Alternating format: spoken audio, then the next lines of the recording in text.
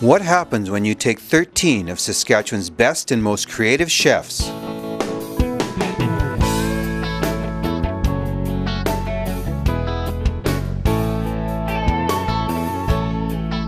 along with a room full of local celebrities from the worlds of arts, politics, and entertainment,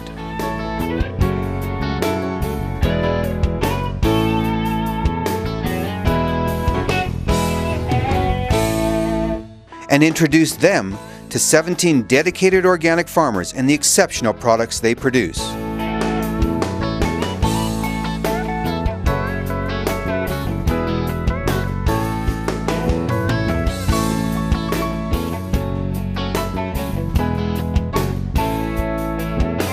Where you might just get yourself an invitation to dining with the stars.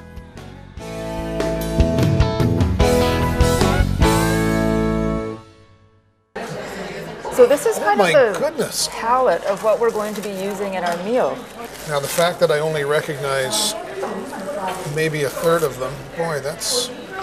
And these are all, with the exception of this little item, are from about 150 miles max around Birch Hills, which is where the restaurant is. Wow.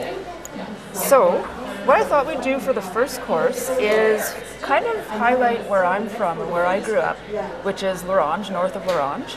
So we're going to do, as the appetizer course, a mini shore lunch. So kind of a kicked up, modernized, gourmet-ish version of what you'd get if you were on a guided fishing trip. Pickerel. We'll have pickerel cakes with a wild hazelnut crust, drizzled with honey, and then golden flax bannock. That's something that I make every day. And it's with half whole wheat, half white flour, golden flax from Tomteen Flax Farm near Birch Hills. Estimate how long you think it'll take me to crack all of these, and then times it by 2. They're tiny, you just get a tiny, tiny little... So these are wild hazelnuts, and they're from one of my customers' lawns. Wild hazelnuts? Yeah, and this is just the second stage. I didn't bring a nutcracker with me, but it comes so in you can actually crack a nut that small? You will crack it, yeah. And then that's what our pickerel will be crusted in. And this honey is from Calvin and Jocelyn Parsons from Mescanab. And what are those? If you're brave, you can try this.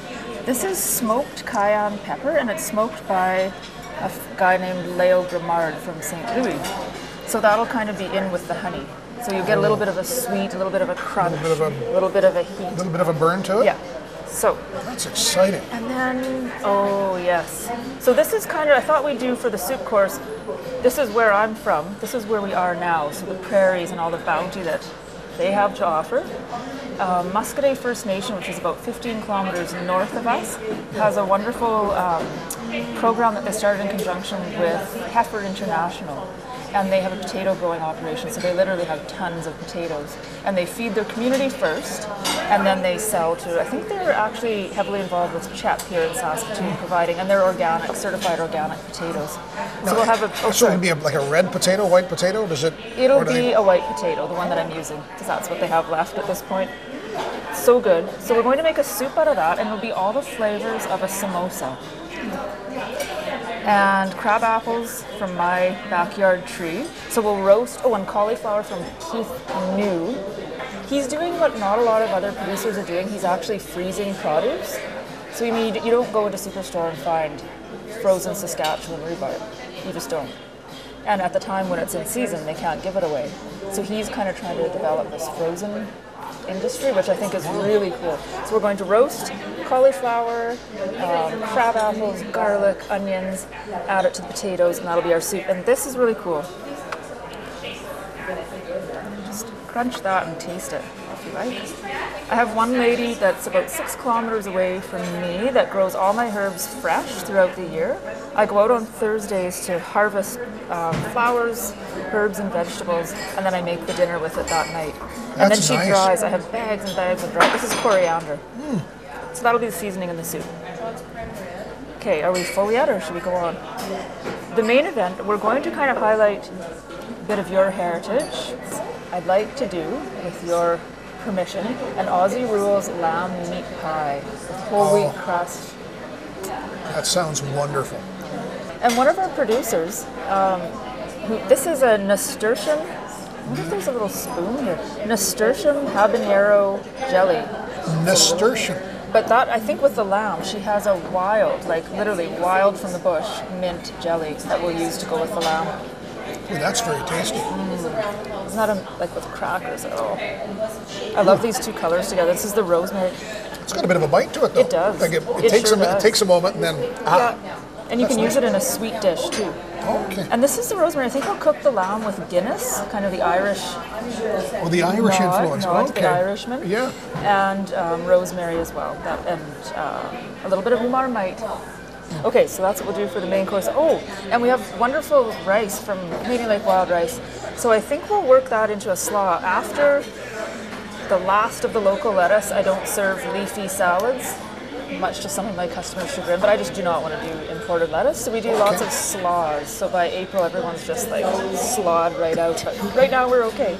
So we use a heritage carrot from this lady, the herb lady, and striped Italian beets, Chioggia beets. And then we'll put some of the wild rice in there. And we will do for that, I don't know what kind of a dressing we'll use. Oh, and I think this is Labrador tea.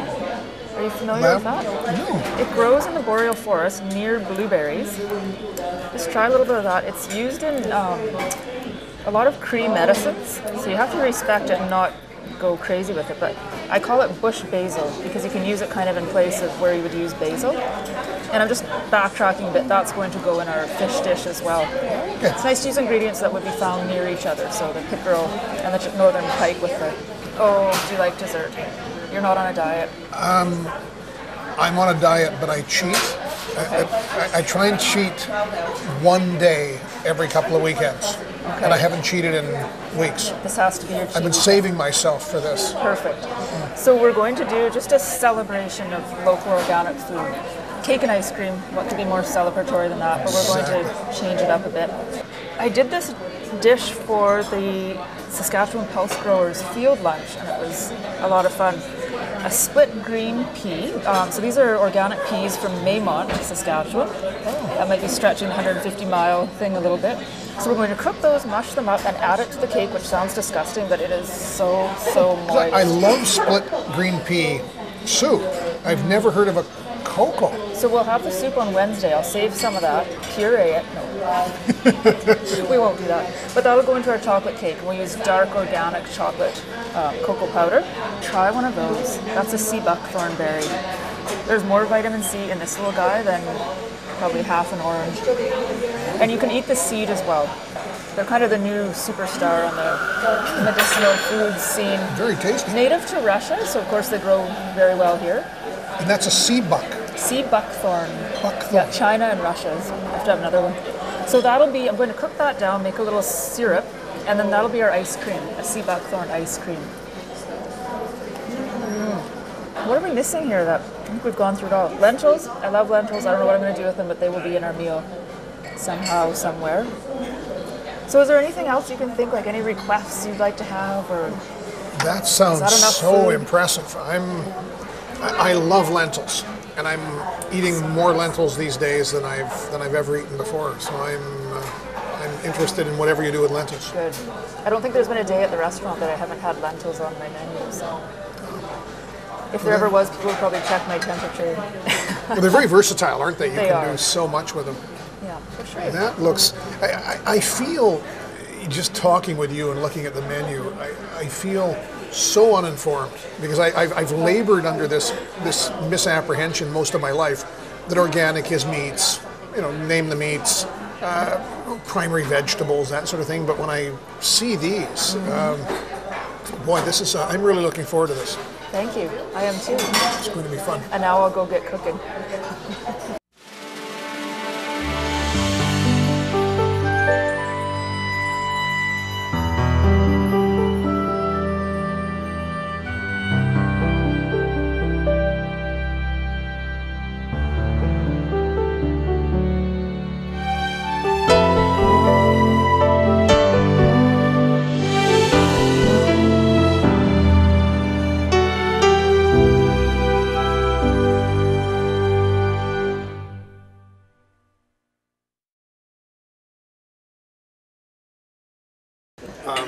I'm John Gormley. I'm here tonight at Jenny's invitation, and it's a real honor to be a part of this program. I do a talk show on the radio, and it's people like Jenny who help inspire me because she emails me with all sorts of suggestions and thoughts, and I never say they're from her. I just swipe them and make them my own. And Jenny's one of the people who is really revitalizing rural Saskatchewan. You look at the place we're in tonight, the kind of food you eat here. This is the sort of stuff that a few years ago you couldn't get in Saskatoon and Regina. So I'm honored to be here and really looking forward to dinner. We're here because we are part of the menu. We make red clover blossom syrup as well as black pansy, rose petal. We also have products that are made out of other things that we pick from the boreal forest. We've picked fireweed and made fireweed jelly, but I believe tonight that Jenny is serving something called fireweed tea or fireweed punch, which is on the table, so that'll be fabulous. Hello, I'm John J. Cook. Jenny invited me to come as the entertainment, and I said yes right away. Anytime we've come here, Jenny has never ceased to amaze us with her fabulous food. It excites the palate. Hi, my name is Andrew Ross. I'm Jenny's brother, and the reason why I came here is to hear John J. Cook sing, and I hope you enjoyed the meal, and I'll turn it over to Mick. Hi, my name is Mick Taylor. I guess I'm responsible for everybody being here tonight. Probably, yeah. I'm Jenny. This is my lovely daughter, Emma. She's going to be our server. We're going to have a couple other servers, and with one thing and another, we're it. So if we're not serving you something that you'd like to be served, beverages and such, let us know, and we will bring it out to you. And a lot of you know me well enough, you can just come and get it yourselves. So the first course, John, things change. What we talked about on Monday is maybe not exactly what, all the components are there, but the logistics are a little different. The first course, we're kind of going to honor the spirit and the ingredients of the north. La Ronge, Lamp Lake, Greguera. So it's kind of like a mini shore lunch. If you've ever been fishing and you go to the shore, fry up some fish, but a little more involved. So we have a Cajun-ish, meaning don't be alarmed, it's not going to set your head on fire. Hazelnut crusted pickerel cake, and for the heat we use smoked cayenne peppers from Leo Grimard, who is Ellen's brother-in-law. And we also use Lynn, is it a habanero nasturtium jelly? Nasturtium and habanero. Yes, that's right in there with a little bit of cream cheese and a roux, a nice dark roux. All organic local veggies from Deb, actually. Carrots, celery, garlic, onions. Actually, the garlic is from just down the street, Cindy and Sheldon Jensen. Okay, and this is the 18-hour pickerel cake because it takes about that long to shell that many wild hazelnuts. And I was really kind of short of hazelnuts. I shelled for an hour and a half last night, and I just got sick of it. And then at the back door about a half an hour ago, one of my customers who gave me the nuts to begin with came with a whole half a cup of shelled hazelnuts. So, yay, Mike and Terry, thank you. Oh, and under the pickerel cake is a buttercup squash. What else? Wild blueberries from the best store in the whole wide world, Robertson's Trading in La Ronge. Dad sent those on the bus last night. I like to pick and forage as many berries as I can, but the ones I picked are long gone, so they're supplemented by wonderful stuff from Robertson's. Oh, okay. I'll pass around the oil that's in the pesto, but it's camelina? That's not right. Camelina. And it's processed and grown by 3 farmers, is the name of the company, and they're out of southeastern Saskatchewan. And that's a nice organic product. And they use the food center at the University of Saskatchewan to process it. If anybody's interested in taking their food company a little bit bigger or wanting to develop some recipes, they are a wonderful resource, aren't they, for doing that? I'm thinking of doing that with my veggie burgers, actually. Yeah. Woo! I think we've, oh, and the pesto, the wild blueberry garlic camelina oil pesto is on top of our golden flax bannock. All right. Do you want me to read that? Or is that too? We'll do it later. Okay. Let's eat. It's a good way to eat cauliflower. Yeah, and I don't even like cauliflower, but I like this. Yeah. Well, how many times I've had people say, well, I don't like parsnips, but... Kind of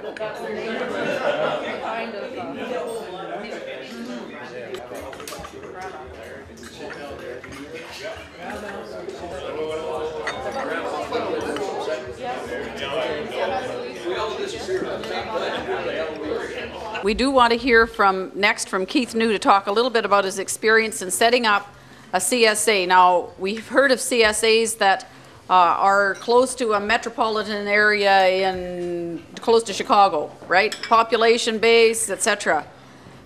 Keith farms in Hudson Bay, Saskatchewan, but a lot of his customers are in Saskatoon. Well, my name's Keith New and I want to be your farmer.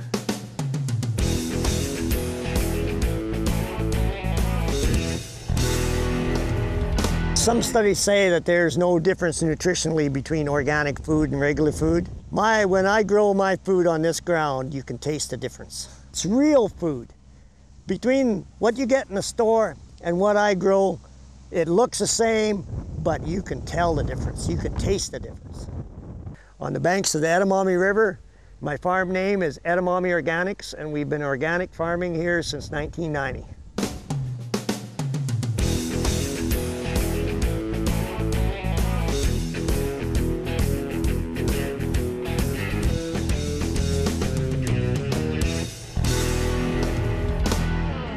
4 years ago, we started a really interesting project called the CSA. A CSA is a community-supported agriculture endeavor, which means that there's a group of people in the cities will buy a share in the farm's production. And we started doing a market garden out here. And I did have beef cattle and we're selling organic beef before the CSA, but it incorporates the beef. I'm growing chickens and I grow a big vegetable garden. And I deliver into the city twice a week, or twice a month in the summertime and once a month in the wintertime. The CSA that I do incorporates beef, chickens, vegetables, grains, and eggs. And here are my egg layers. And what I have in the summertime is in movable coops. And the girls get pulled every day on fresh grass and gets fed good organic grain, and they lay eggs for me. They're about the best eggs in the world. Now this time of year, you're always checking your cobs. Oh, there's corn. There's corn. This corn is Northern Extra Sweet. In the rows themselves, you still have to hand weed, but in between the rows, I'm going to lay down a nice layer of mulch, and that will suppress a lot of weed growth, especially in a bad year like this where it's so wet for so long. Usually we dry up in the summertime and we only get maybe 1 or 2 weed flushes. But this year it's just a steady picking. It's just nuts. See what happens with broccoli when you cut the first top off, then it starts growing little ones. Like this, we knocked the big top off. And now it starts growing little ones out the side, so you can still harvest them. And oh, is this ever good. Now there's broccoli. Over there is celery. If you never had celery coming from your own garden or this garden, you don't know what celery tastes like. Real celery tastes good. Tomatoes is one of the really, really crucial crops for people. People eat more tomatoes than anything else. And in between the tomato rows is carrot rows here. I don't need fertilizer, don't need spray. All I need is good weather. This don't look like much, but this is the heart of the processing end of it. We've got the kitchen in here, processing kitchen, and cold storage and frozen storage. Right now it's kind of messy because I just came back from a delivery. But usually I have 2 ladies working in here, processing vegetables, canning, doing a whole bunch of different work. What I did was I bought a reefer trailer, an used reefer trailer, and I took the running gear off of it and I blocked it into a freezer end of it and a cold storage end of it. And right now I've got it all full of boxes, of course, but This goes back 40 feet, and this winter there's going to be tubs full of carrots, potatoes, beets, rutabagas, and squash, whatever I can jam in here. And these are heat lines, hot water heat lines, to keep this thing warm to be above zero. And then the other front part of the trailer is my freezer. And what I put in there is all my chickens and the beef and all the extra frozen veggies that I need to do. I go to Saskatoon. I start out 5 o'clock in the morning on a Saturday morning. I drive to Saskatoon. People come and meet me at a parking lot. I'm there for about an hour and a half. And then I pack up and I go down to Regina and in another parking lot at 3 o'clock in the afternoon till 5. And then I've got a couple of stops on the way home. And my route goes Saskatoon down number 11 to Regina, up to Fort Capel, through Melville, Yorkton, and back up to Hudson Bay. I do sell extra though, because this year even in a bad year like this, I grew so much extra that I have extra to sell at any given time. How this CSA works is you actually buy a share of the garden. And what happens is we sign a contract in May and you pay me 12 post-dated checks for what you want. Now, what I have is a full garden box and a half garden box, and it depends on how many people you have in your family and how much you eat. Also, there's a thing about the beef. You order how much beef you eat a month and how many chickens you go through a month, and eggs too. So it all comes to you in one box or 2 boxes all through the year. And you sign every year and we just keep on going. And it gives me the money that I can pay the labor to get it all done and a living wage. And it gives you food all year round. This is good, or beets.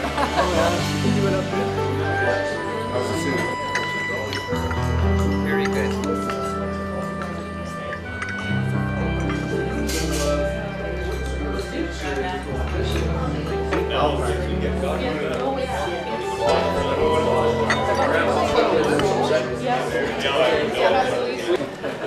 I have had most of her soups, but I haven't had this one yet, so we will strongly encourage her to put this as a regular on her menu. This is great, getting world-class food like this in Birch, Saskatchewan.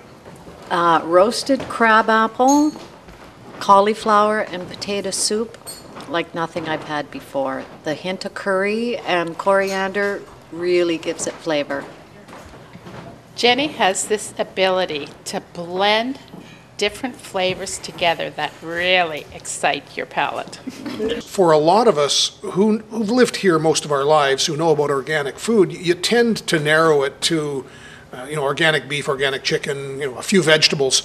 But boy, when you look at the array of herbs and spices and fruits, as Jenny started to talk about just the number of organic items, even that would be in tonight's menu, never mind what's available in Saskatchewan, it was a real eye-opener. Normally I find the word humble doesn't fit with me very well. But I was really humbled just to know, thinking I knew a little about organic food. But boy, what a learning experience spending some time with Jenny has been. So again, I can hardly wait for more of the food tonight. So now we're coming to the Mr. Gormley part of the menu, and his heritage is Australia. Your mother is Australian, and your father is Irish. Who's watched Aussie Rules football? Anybody? Very short shorts, very crazy men running around. They must not have mothers, because if they did, they would not let them do that. It's unbelievable. It's a wonder. You'll get addicted to it. So my kids, Emma and Alexander, love watching. And apparently, in the stands, they eat these amazing meat pies. So that's kind of the theme of what we're doing. And John was saying that his mom actually cooked with a lot of lamb when you were growing up. So we have lamb from Jerry and Louis Lakowski. They're near Fairy Glen, out to the east of us here. Wonderful, and we slow cooked it with 2.5 bottles of Guinness, rosemary from Deb, that she's actually still growing fresh for me. Wonderful. Something in her eyes.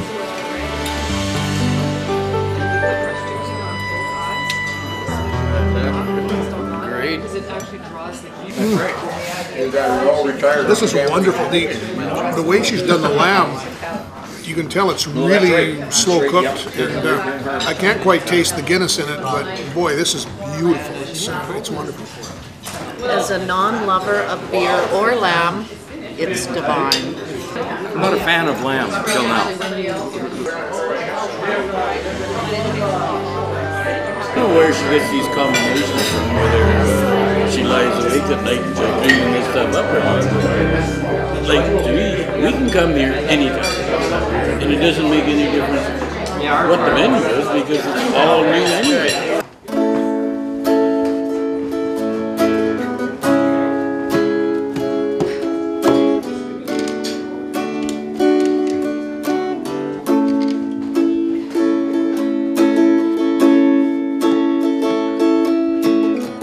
And I know that this love I feel is real.